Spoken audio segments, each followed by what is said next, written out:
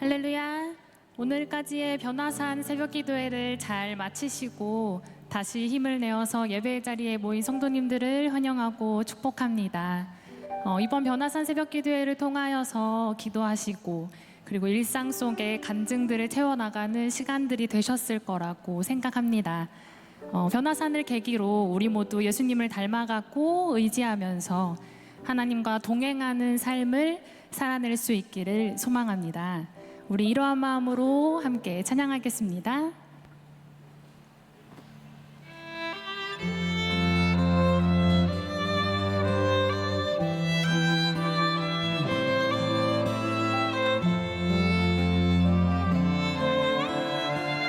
나의 피난처의 수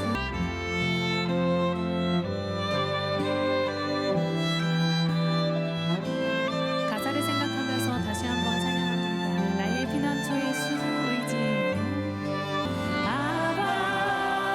아버지 나를 사랑하시니 나의 모든 것 주께 드려요. 아버지 내가 여기 있으니 주님 영광 위하여 써주세요. 아버지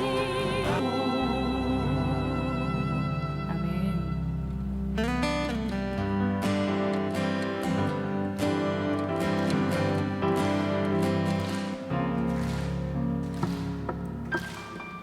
주께 가까이 더욱 가까이 가길 원해요. 내 마음 주님의 모습 그 아름다운 모습 담기 원해요. 나의 우리 다시 한번 처음부터 찬양할까요?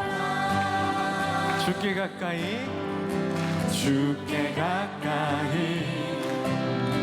더욱 가까이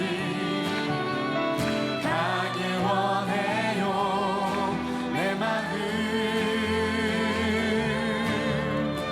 주님의 모습 그 아름다운 모습 담기 원해요. 나의 소망 내 맘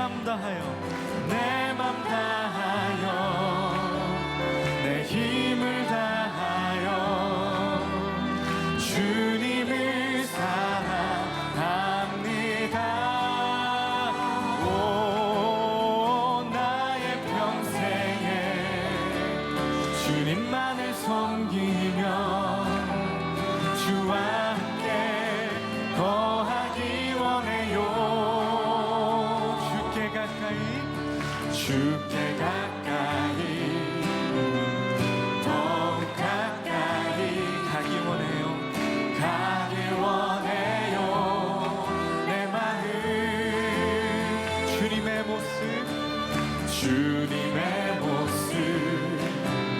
그 아름다운 모습 담기 원해요.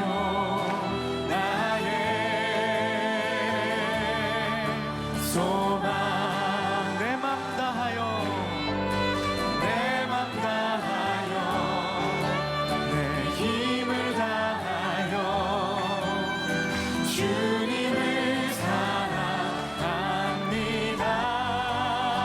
오 나의 평생에 주님만을 섬기며 주와 함께 거하기 원해요. 주께 가까이 더욱 가까이 가기 원합니다. 내 마음 주님의 모습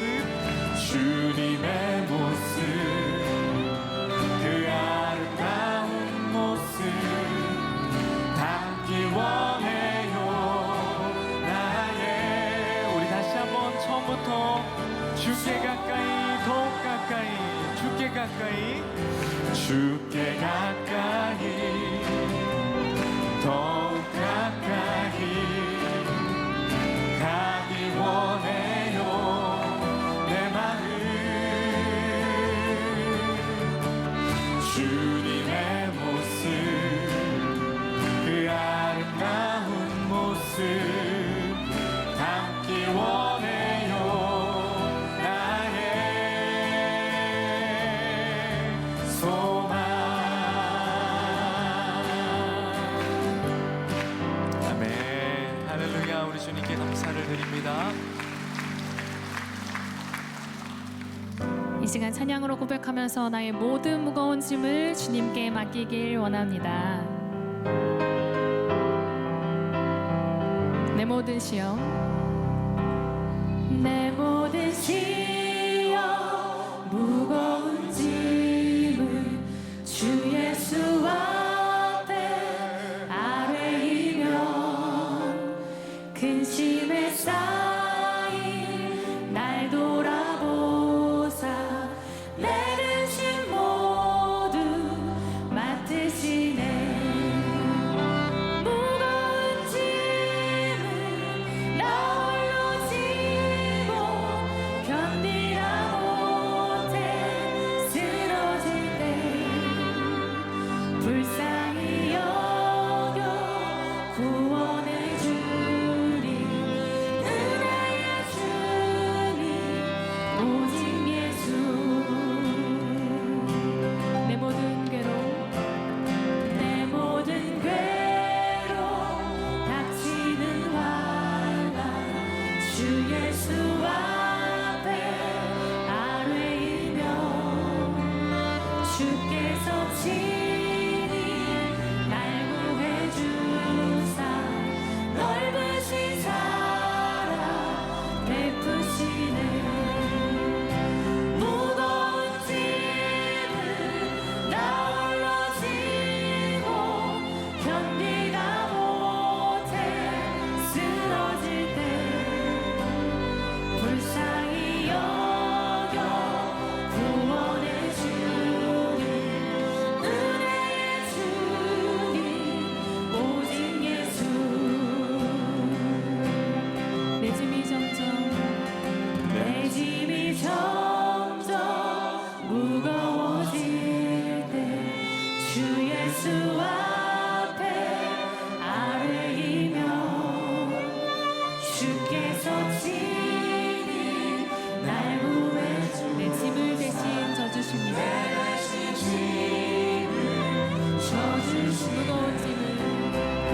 무거운 짐을 나 홀로 지고 견디다 못해 쓰러질 때 불쌍히 여겨 구원해 주리 은혜의 주님 오직 예수 4절 마음의 시험 무거운 죄는 마음의 시험 무서운 죄를 주 예수 앞에 아뢰이며 예수는 나의 능력이 되사 세상을 이길 힘든 무거운 짐을 나 홀로 지고 견디다 못해 쓰러질 때 불쌍히 여겨 구원해 주리 은혜의 주님 오직 무거운 짐을 나 홀로 지고 견디다 못해 쓰러질 때 불쌍히 여겨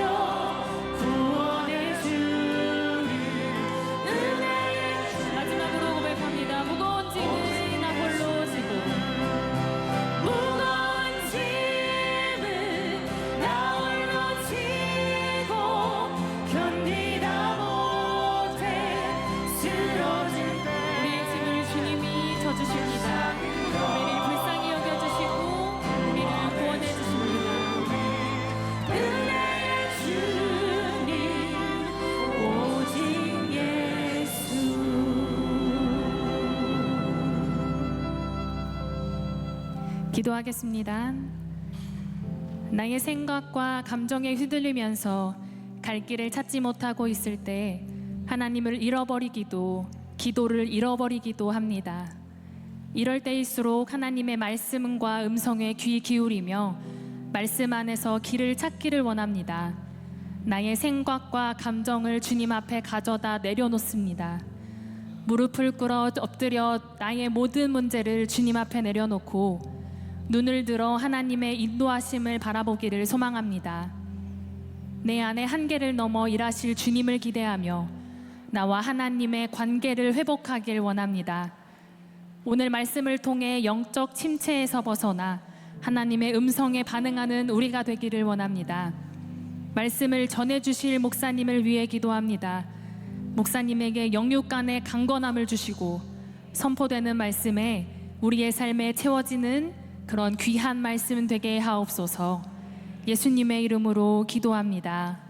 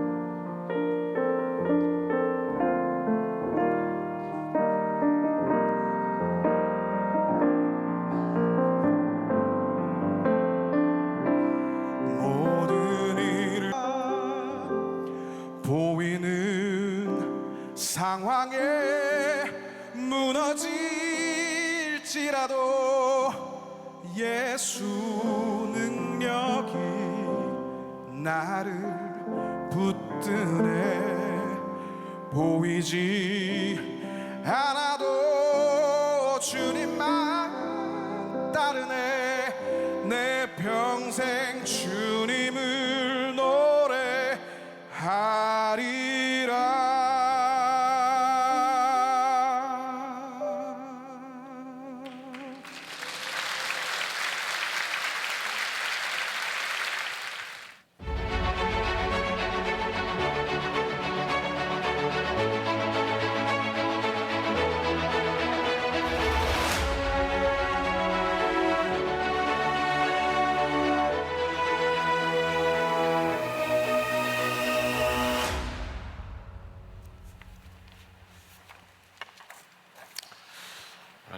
결심에 대한 말씀. 다섯 번째, 영적 침체를 기회 삼기로, 이런 말씀을 함께 나누려고 합니다. 자, 제목이 뭐라고요? 영적 침체를 기회 삼기로. 여기에 전제되는 게 있죠. 우리들의 삶에 영적 침체가 있다. 그리고 중요한 것은 영적 침체가 올 때 그것이 우리들의 삶에 기회가 될 수 있다. 벌써 말씀은 다 끝났어요. 근데 이제 제가 설명만 하려고 합니다. 영적 침체를 극복하는 좋은 방법이 하나 있습니다. 우리들의 삶에 지금 일어나는 그 사건들, 거기에 집중하는 것이 아니라 조금 멀리 떨어져서 우리들의 삶을 바라보는 거예요. 제가 이번 시리즈에서 게리 토마스의 일상영석이라는 책을 계속해서 인용을 하고 있죠. 그 책에 보면 우리들의 삶의 좌절, 절망, 그리고 영적 침체의 원인을 뭐라고 이야기하냐면 교만이라고 이야기합니다. 영적 침체의 원인이 뭐라고요? 교만이라고요. 교만은 뭔지 아세요? 교만은 모든 것을 자기중심적으로 보는 겁니다. 세상의 중심에 자기가 있는 게 교만이에요. 교만이 왜 영적 침체의 원인이 되냐면 여러분들 모든 일상의 중심을 내 속에 두는데 내 맘대로 되나요? 안 돼요. 나 중심으로 교만을 가지고 이 세상을 보면 틀림없이 영적 침체에 빠지게 되어 있습니다. 왜? 내 맘대로 되지 않으니까. 근데 겸손한 사람은 참 영적 침체에 잘 빠지지 않습니다. 왜? 자기 중심적이 아니라 하나님 중심적으로 삶을 바라보기 때문이죠. 이 게리 토마스의 이 책에 나오는 한 문장을 제가 읽어드립니다. 겸손이란 자기를 못났다고 생각하는 것이 아니라 자기 생각을 덜하는 것이다. 자신의 부족함에 집중하는 것은 관심의 중심이 여전히 자신이라는 뜻이다. 자, 요거 한번 잘 기억해 보세요. 이해가 좀 다 되셨어요? 제가 보기엔 잘 안 된 것 같은데, 자, 다시 한번 봅니다. 겸손이란 자기를 못났다고 생각하는 게 아니라 자기 생각을 덜하는 것이다. 그러니까 여러분들 내가 못났어 라고 생각하는 것도 겸손이 아니라는 거예요. 자신의 부족함에 집중하는 것은 관심의 중심이 여전히 자신이라는 뜻이다. 저는 이렇게 한번 덧붙여 봤어요. 아, 이게 겸손을 가장한 교만이구나. 나는 이 정도밖에 안 돼. 나는 이 정도밖에 안 돼. 스스로 자기를 자꾸 이렇게 생각하는 것은 사실은 겸손인 것 같지만 교만인 거예요. 나 스스로 나에게 내 자신을 그렇게 생각하는 것, 그것도 교만의 일종이다. 오늘 본문에 나오는 이 엘리야에 대한 이야기, 자, 오늘 말씀에 나오는 열왕기상 19장 말씀인데 18장은 유명한 그 전투, 영적 전투의 이야기가 나오고 19장은 엘리야의 영적 침체에 대한 이야기가 나와요. 이 정도는 아시는 거죠? 이게 이제 또 궁금한 분들은 집에 가서 열왕기상 18장과 19장을 좀 보시면 돼요.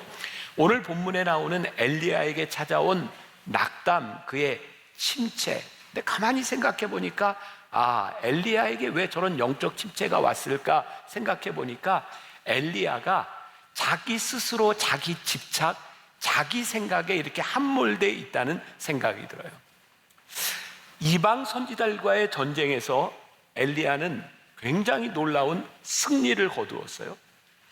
하나님이 행하신 놀라운 기사와 이적을 보았어요.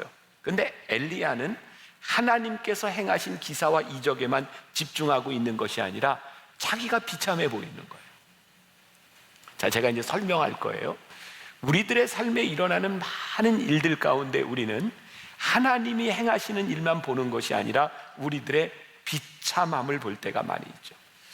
엘리야에게 찾아온 이 영적 침체, 깊이 그의 내면을 바라보면 하나님께서 행하신 일에 집중하고 있는 것이 아니라 아직도 그에게 채워지지 않은 인정 욕구 같은 게 있는 거예요. 아마 저를 포함해서 여기 있는 우리들 모두에게 그런 인정 욕구들이 있을 거예요. 부모에게 인정받고 싶은 욕구, 교인이라면 담임 목사에게 인정받고 싶은 욕구. 사실 이 인정 욕구가 채워지지 않으면 우리는 영적 침체에 빠져들기 시작해요. 그런데 이 영적 침체가 또 제가 말씀을 준비하며 생각해 보니까 이게 이 본질은 하나님과의 관계 속에 있구나. 하나님과의 올바른 관계 속에 들어가지 않을 때 우리는 참 열심히 살지만 영적 침체에 빠질 수 있겠다. 어쩌면 우리 가운데 영적 침체에 빠져 있는 우리들 가운데 정말 중요한 것이 있는데, 영적 침체는 우리들이 영적인 삶, 영적인 생활을 하나도 하지 않는 사람들에게 찾아오는 것이 아니라 영적으로 열심히 우리들의 신앙을 열심히 살아가고 있는데 하나님과 올바른 관계 속에서 영적 삶을 살지 못할 때 영적 침체가 우리들에게 찾아오는 거예요. 오늘 본문의 주인공인 엘리야에게 찾아온 영적 침체가 바로 그런 것이었어요. 여러분, 엘리야에게 찾아온 영적 침체, 엘리야는 850명의 이방 선지자들과 싸워서 이겼고 그는 영적인 전투를 했어요. 그는 영적인 전투에서 승리를 한 사람이었어요. 그런데 바로 그 엘리야에게 영적 침체가 찾아온 거예요. 우리들이 이 세상에서 사명자로 살아가는데 분명히 영적으로 충만한 상태, 이거 굉장히 중요한 일이에요. 850명의 사람들과 싸워서 이기기 위하여 3년 6개월 동안 비가 오지 않는 곳에 비가 오도록 하기 위하여 목숨을 걸고 싸우기 위하여 우리들은 분명히 영적으로 충만해야 돼요. 그런데 오늘 이 영적으로 충만하여 승리했던 엘리야에게 찾아온 이 영적 침체의 정체는 무엇인가? 우리가 잘 아는 이야기죠. 이 전투에서 승리한 이후에 엘리야가 저기 도망가서 로뎀나무 아래 누워서 하나님께 죽기를 구해. 하나님, 됐습니다. 저 이제 그만 살아도 좋습니다. 자, 그런 말씀이죠. 여호와여, 넉넉하오니 지금 내 생명을 거두시옵소서. 나는 내 조상들보다 낫지 못하니이다. 이런 영적 침체는 우리들에게 참 많이 찾아와요. 하나님, 저 됐어요. 저 할 만큼 한 것 같아요. 근데 우리들에게 찾아오는 이 영적 침체가 우리들의 삶의 영적인 삶에서 다 패배했기 때문에, 우리들이 패배자이기 때문에만 찾아오는 것이 아니라 우리들이 충분히 승리한 경험과 우리들의 삶의 영적인 간증이 있음에도 불구하고 이런 영적 침체가 우리들에게 찾아오는 거예요. 혹시 오늘 예배를 드리는, 말씀을 듣는 여러분들 가운데 이 영적 침체의 시기를 지나가는 분이 있는지 모르겠어요. 또 우리들이 구별해야 될 것이 있죠. 이게 우리들의 신체적인 어떤 기능적인 우울증에 대한 문제일 수도 있고, 그게 영적인 침체에 관한 문제일 수도 있어요. 제가 가끔 여러분들에게 묻죠. 우울증 참 무섭다고. 그죠? 우울증들 알아보신 분들이 있죠? 네, 우울증 증세가 뭐라고요? 우울한 거라고요. 근데 문제는 이유 없이 우울한 거예요. 그거는 병인 거예요. 그런데 우리들이 영적 침체가 왔을 때 왜 영적 침체가 왔는지 우리들이 알아야 이 영적 침체를 우리들이 극복할 수 있는 거죠. 오늘 엘리야는 우리들에게 굉장히 큰 위로가 됩니다. 왜냐하면 그렇게 엄청난 영적 전투에서 승리했던 엘리야에게도 영적 침체가 찾아왔으니 우리들이 신앙생활하며 살아가는데 우리들에게 영적 침체가 오는 것이 그렇게 이상한 것은 아니다. 그래서 우리들에게 위로가 돼요. 하나님은 우리를 영적 침체에 빠지도록 인도하시는 분은 아니에요. 잘 구별하세요. 하나님은 우리를 영적 침체로 인도하시는 분은 아니에요. 그러나 언제든지 우리가 영적 침체에 빠질 수 있는 약한 존재로 만드셨어요. 구별되세요? 하나님이 우리를 영적 침체로 인도하시지는 않아요. 그러나 하나님이 우리를 만드실 때 우리를 연약하게 만드셔서 저를 포함한 여러분들 중에 누구도 영적 침체에 빠질 수 있는 존재, 그 존재임을 우리들이 인정하자는 거예요. 저도 이제 목회를 꽤 오래 해온 것 같아요. 목회를 하면서 제가 깨닫게 되는 것이 있어요. 하나님의 은혜를 잘 모르고 살아가는 그 교인들을 바라보면 문제는 은혜의 부재, 은혜가 없는 게 아니에요. 그분이 은혜를 경험하지 못하는 거죠. 이것도 구분이 됐어요. 저 사람 참 은혜가 없어. 하나님의 은혜가 없는 게 아니라 그분의 삶의 은혜를 경험하지 못하는 거예요. 영적 침체를 경험하는 이유들, 영적인 능력이 존재하지 않기 때문이 아니라 사실은 우리들이 감당할 수 있는 한계를 넘어섰을 때 우리들이 영적 침체를 경험하기도 해요. 자, 또 중요한 게 있어요. 이 영적 침체는 세상 사람들은 경험하지 못합니다. 이거는 하나님을 믿는 사람들에게, 영적인 일을 하는 사람들에게 경험되는 일이에요. 그러니까 세상 사람들은 영적 침체 이런 거 없어요. 그런데 우리들이 하나님의 사람으로 살아가는데 영적 침체가 와요. 목회자로서 열심히 사역을 하다가 영적 침체를 경험하는 이유는 내가 감당할 수 없는 과도한 일들, 그런 일들이 영적 침체로, 또 혹은 하나님과의 긴밀한 영적인 끈이 끊어졌을 때 우리들에게 찾아오는 거예요. 오늘 적어도 이 토요 예배 드리는 여러분들에게는 영적 침체를 경험할 수 있는 기회가 자주 올 것 같아요. 왜? 교회에서 봉사도 안 하고 교회에서 영적인 일에 관심이 없는 사람은 영적 침체가 뭔지를 몰라요. 그냥 다녀요. 그런데 내가 적어도 하나님을 믿으면서 나는 영적인 일에 헌신해야 돼 라고 생각하는 사람들에게 이 영적 침체가 예기치 않은 손님처럼 우리들에게 찾아와요. 그러니 저는 오늘 여기에 예배드리는 여러분들 가운데 영적 침체의 시기를 걷고 있는 분도 있겠다라는 생각이 들어요. 근데 중요한 것은 이 엘리야를 통해서 우리들에게 가르쳐 주시는 것은 우리들의 삶에 예기치 않은 영적 침체의 순간을 맞이했을 때에 하나님께서 그 순간에 우리와 새로운 관계를 맺기를 원하신다는 거예요. 사실 오늘 이 말씀은 제가 오늘 새벽에 설교하려고 했던 내용이고요.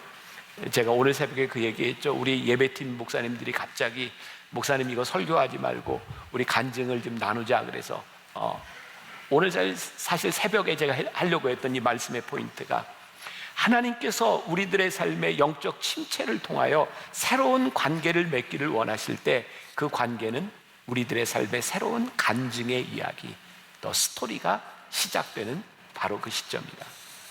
엘리야에게요, 그의 삶의 영적 침체를 통하여 놀라운 이야기가 하나 만들어지죠.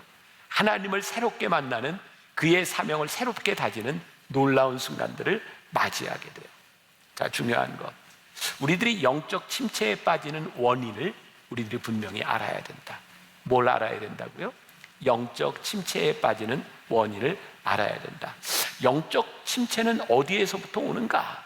자, 오늘 엘리야의 이야기를 보겠습니다. 엘리야가 850명의 그 이방 선지자들과의 전투에서 승리하고 난 후에 엘리야는 디프레스 됐어요. 그리고 로데메모 아래서 이렇게 얘기하죠. 하나님, 저 이제 충분해요. 이제 넉넉해요. 더 이상 제가 할 수 있는 게 없을 것 같아요. 제가 그냥 이렇게 살아가는 건 내 인생의 허송세월을 하는 것 같아요. 하나님, 제가 노력해봤지만 헛수고인 것 같아요. 이제 됐어요. 제 생명을 거두어 가세요.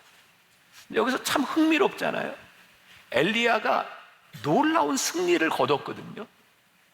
동의하시죠? 동의하시죠? 네. 그런데 왜 엘리야는 그가 헛수고를 했다고 생각했을까요? 굉장히 중요한 포인트입니다. 엘리야는 분명히 영적으로 승리했는데 그는 왜 패배자라고 생각했을까? 그가 패배자라고 느낀 이 순간은 객관적 사실이 아니라 주관적 사실이에요. 객관적으로 누가 봐도 승리했는데 그 스스로가 주관적으로 느끼기를 나는 실패했어 라고 느끼는 거예요. 이유를 생각해 보니까 엘리야의 마음속에는, 엘리야의 머릿속에는 이번 승리 850명과의 전투에서 내가 승리를 하면 어떤 일이 일어나리라? 아하방도 이세벨도 하나님 앞에 돌아오리라. 근데 결과가 어땠어요? 이세벨이 전투에서 엘리야가 이겼다는 이야기를 듣고 자기를 죽인다고 생각하는 거죠. 하나님은 이번 전투를 통해서 하나님의 살아계심을 선포하고 영적인 승리를 선포하고 가뭄을 해결하시는 하나님의 역사를 이루어 주셨어요. 근데 중요한 건 엘리야가 원하는 게 이루어지지 않았어요. 굉장히 흥미롭지 않아요? 우리를 영적 침체로 이끌어가는 것은 하나님께서 행하신 일이 아니라 우리들이 원하는 일이 이루어지지 않을 때 우리는 영적 침체로 빠져들 때가 많습니다. 지금 영적 침체를 경험하는 우리들에게 굉장히 중요한 원인이 되는 게 뭐라고요? 내가 원하는 게 안 되는 거야. 내가 원하는 데까지 안 간 거야. 하나님은 분명히 일하시는데 내가 원하는 일들이 이루어지지 않는 거야. 언젠가 저에게 저희 교회 장로님 한 분이 전화를 하셨어요. 장로님이 교회에서 사역을 열심히 하시는데 어떤 분이 상당히 부정적인 이야기를 한 것 같아요. 이 장로님이 하는 일에 대해서, 장로님의 행동에 대하여 굉장히 부정적인 이야기를 했고, 장로님은 목사님 제가 이거 내려놔야 될 것 같습니다 라고 저에게 전화를 하셨어요. 제가 장로님에게 이렇게 물었습니다. 장로님, 지금까지 장로님이 교회에서 이런 사역을 할 때 부정적인 이야기를 한 사람이 많습니까? 긍정적인 이야기를 하는 사람이 많습니까? 그랬더니 쉽게 대답해요. 아니, 긍정적으로 얘기하는 사람이 많죠. 그러면 장로님께 부정적인 얘기를 한 사람이 몇 명이나 됩니까? 그랬더니 한 명이래요. 참 놀랍지 않아요? 그런데 장로님은 왜 그 한 사람 때문에 장로님이 하는 그 일을 할 수 없다고 느끼십니까? 그리고 제가 장로님께 이런 질문을 던졌어요. 이런 때는 하나님이 저에게 참 지혜를 주신다고 생각을 하는데, 장로님, 지금 장로님을 비난하는 그 사람으로 인해 지금 장로님이 하고 있는 그 일, 팩트, 사실이 변화된 겁니까? 아니면 장로님의 감정에 문제가 생긴 겁니까? 제가 생각해도 이거 참 멋지지 않아요? 네? 동의해 주세요. 진짜.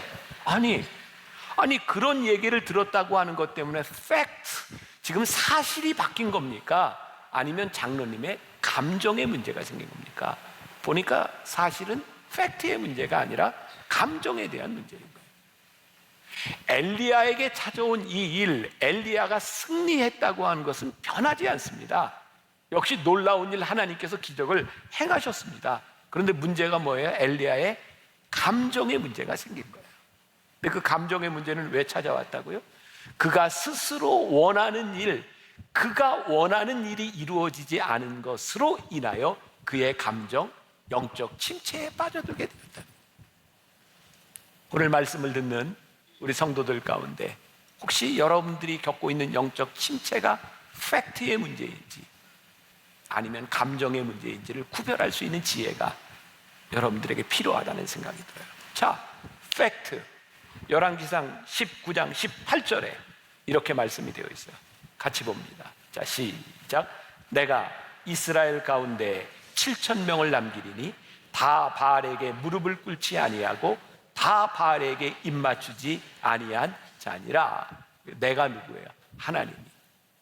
하나님께서 이스라엘 가운데 7,000명을 남기셨는데 그 사람이 누구예요? 바알에게 무릎 꿇지 아니한 자, 바알에게 입맞추지 아니한 자 7,000을 하나님께서 남겨주셨는데 지금 엘리야의 감정이 지금 어떤 거예요?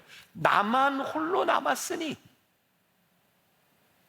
엘리야는 너무너무 외롭게 느끼는 거예요. 팩트에 대한 문제가 아니라 그의 감정에 대한 문제로. 그리고 열왕기상 19장 4절에 보니까 엘리야는 또 이렇게 얘기해요. 나는 내 조상들보다 낫지 못하니이다. 디프레스 되니까 그가 어떤 비교를 하냐면 그가 살았던 시대에 그의 믿음의 조상들을 바라보니까 나는 그들에 비하면 이거 아무것도 아닌 것 같아. 나는 너무나 미천한 존재처럼 느껴지는 것 같아. 그래서 우리들에게 찾아오는 이 감정이라고 하는 것은 내 실제의 모습이 아니라 자꾸 누군가와 비교하면서 자기를 비하하는 모습으로 나타나게 돼요. 잘 기억하세요. 여러분들이 영적 침체에 빠지면 점점 자기를 비하하게 돼요. 감정은 실제가 아니라는 말이에요. 우리를 감정적으로 회복시키는 방법이 있어요. 중요하죠? 끊임없이 내 감정에 함몰되는 것이 아니라 지금 나를 여기에 부르신, 나를 사용하시는 하나님의 목적과 사명이 무엇인지를 생각하고 분별하는 거예요. 엘리야에게 있어서 지금 필요한 게 뭐야? 하나님께서 왜 그로 하여금 그 영적 전투에 임하게 하셨는가? 하나님은 엘리야에게 이세벨을 바꾸라고 전투에 임하도록 하신 것이 아니라 850명과 싸우라고 보내신 거예요. 하나님께서 여러분들을 왜 보내셨는가? 하나님께서 여러분들을 왜 그 사명으로 부르셨는가? 그 사명에 집중하고 그것을 분별할 수 있어야. 우리들이 성경을 읽을 때 우리는 하나님의 뜻을 바꾸기 위해 읽는 것이 아니라 우리를 향한 하나님의 뜻이 무엇인지를 알기 위해서 성경을 읽어요. 오늘 우리들이 말씀을 듣고 우리들이 예배를 드릴 때에 오늘 우리는 내 뜻대로 하나님을 좀 어떻게 해보자고 오늘 우리들이 예배를 드리는 것이 아니라 우리를 향한 하나님의 사명, 나를 이끄시는 하나님이 나를 어떻게 사용하기를 원하시는지 진정한 사명을 발견하기 위해서 오늘 우리들이 예배를 드려요. 그때 우리들이 facts, 하나님이 우리를 부르신 것이 무엇인지를 발견하게 되죠.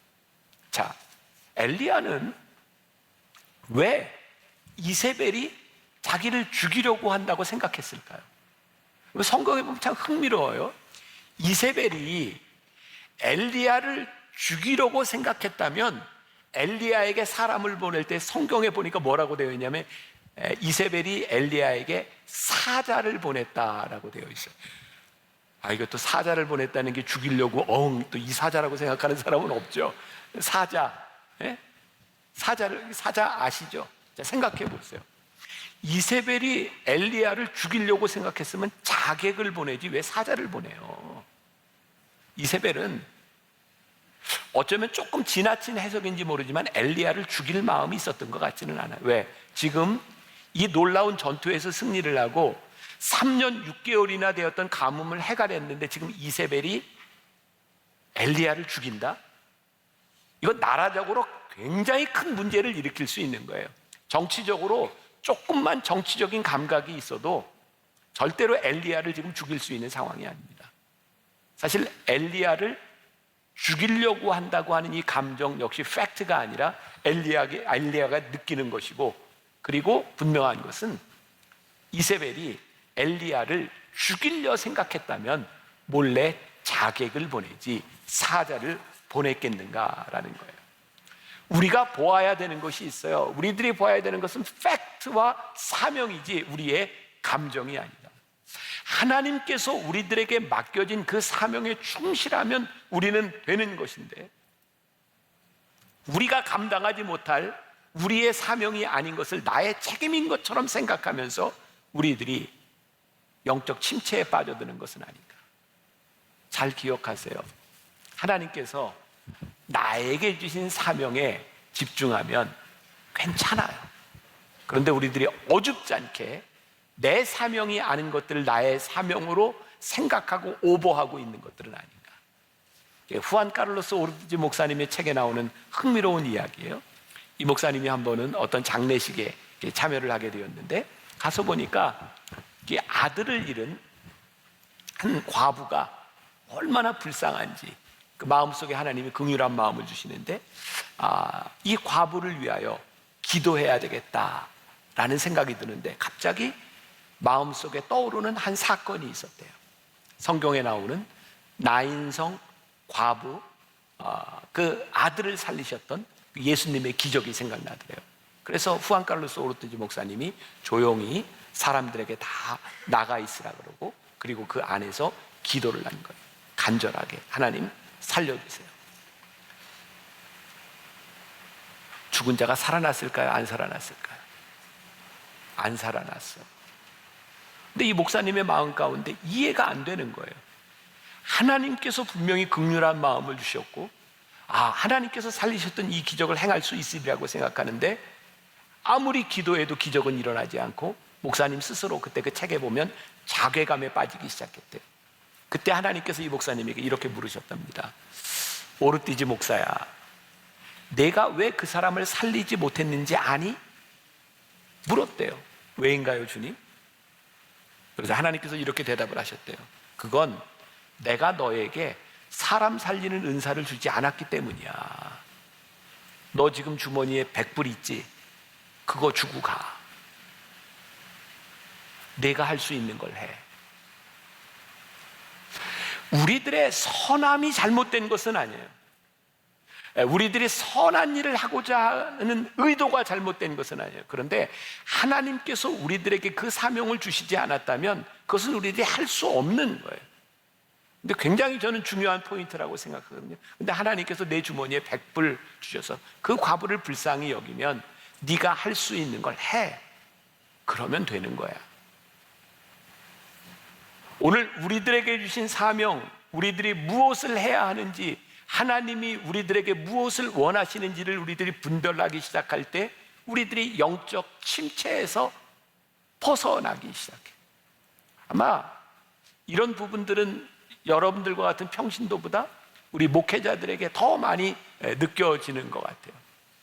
목회자들은 다 그런 꿈을 꿔요. 아, 나는 유명한 설교가가 되고 싶어. 그래서 미국 사람들은 빌리 그레함 목사님의 설교를 많이 흉내내기도 하고, 또 예전에 한국에 있는 많은 목사님들이 막 기사와 이적을 일으켰던 조용기 목사님의 설교를 많이 흉내내기죠. 그 경상도 발음 기죠, 있죠.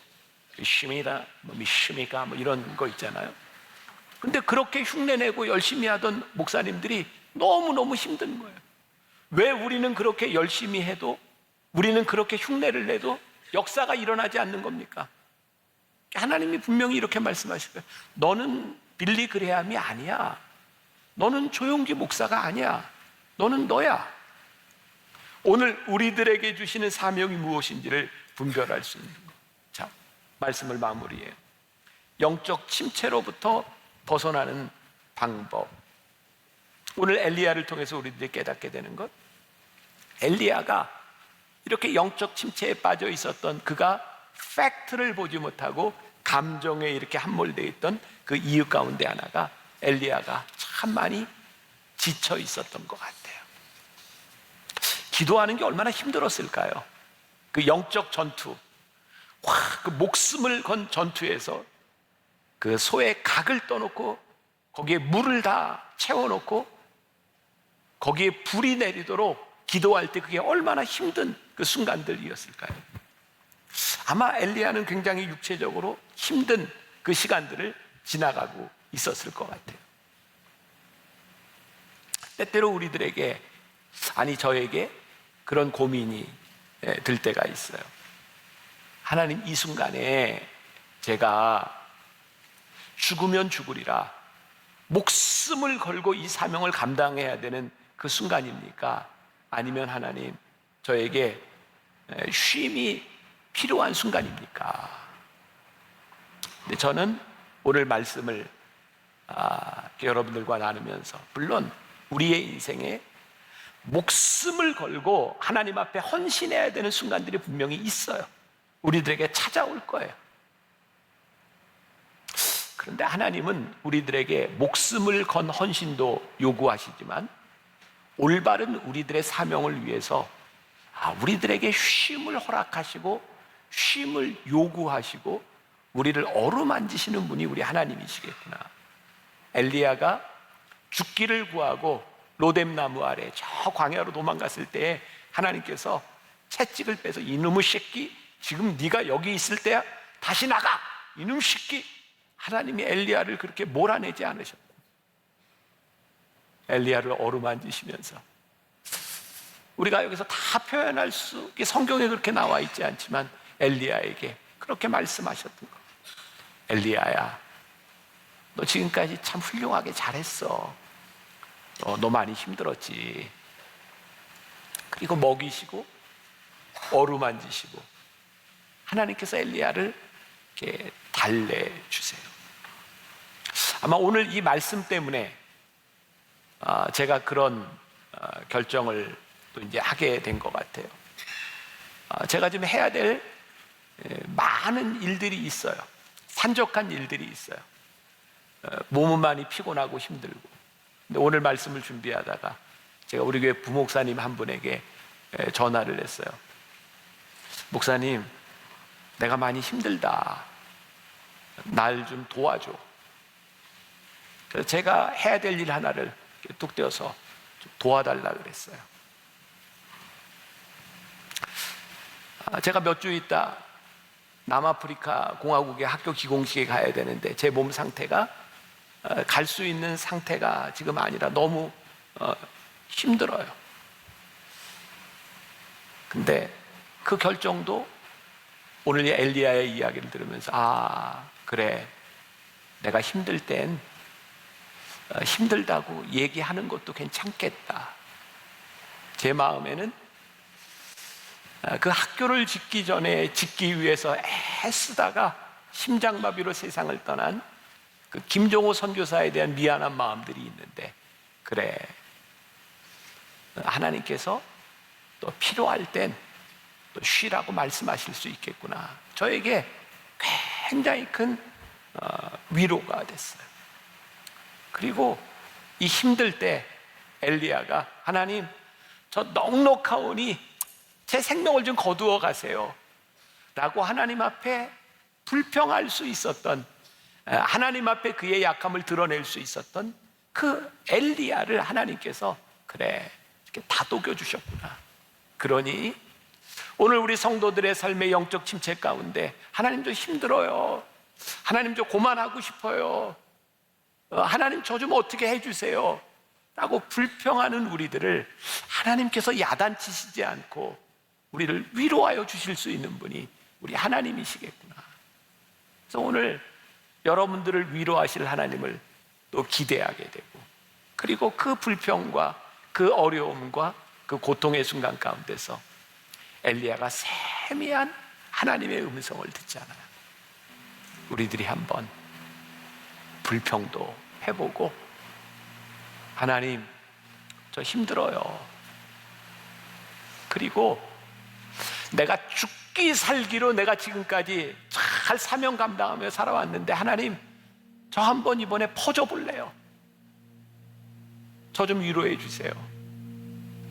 그때 하나님께서 여러분들을 이렇게 위로하시고 다듬으시고 또 새로운 이 세미한 음성 가운데 새로운 삶의 자리로, 새로운 관계의 자리로 여러분들을 새롭게 만드시리라.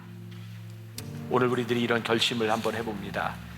영적 침체를 기회 삼기로 결심한다. 오늘 여러분들 가운데 이 새로운 기회가 만들어질 수 있기를 주님의 이름으로 간절히 축원합니다.